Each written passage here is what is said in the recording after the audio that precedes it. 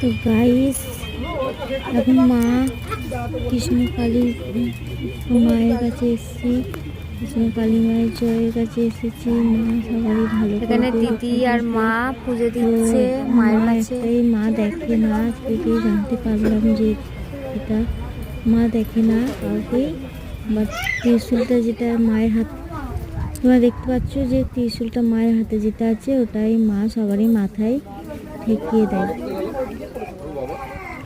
আর জয় কৃষ্ণ কালী মায়ের জয়, এটা সারাদিন বলেছে যে উঠতে বসতে যখন মন তখন ডাকতে পারো মাকে, মা সবারই।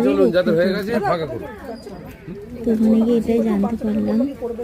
আর অনেক বাইরে বাইরে থেকে মায়ের সাথে দেখা করতে আসে। দেখো এটা হচ্ছে গাইস, অনেক বাইরে বাইরে থেকে লোক আসে মাকে দেখার জন্য, মায়ের স্মরণ করার জন্য। তো আমরা আজকে মায়ের স্মরণ করে চলে এসেছি। এটা দেখতে পাচ্ছ, দেখাচ্ছি মায়ের মন্দির হচ্ছে, বিরাট বড় মায়ের মন্দির হবে। তো এখানে সব কিছু ইয়ে হবে, তোমাদেরকে আমি অনেক ভিডিও দিয়েছি, দেখতে পারবে তোমরা।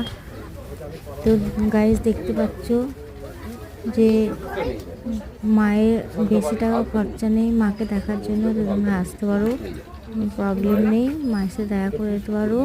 বাইরে বাইরে থেকে লোক আসে, যাদের কোনো রকমের রোগ আছে তাদের মায়ের কাছে এসে ভালো হয়ে গেছে।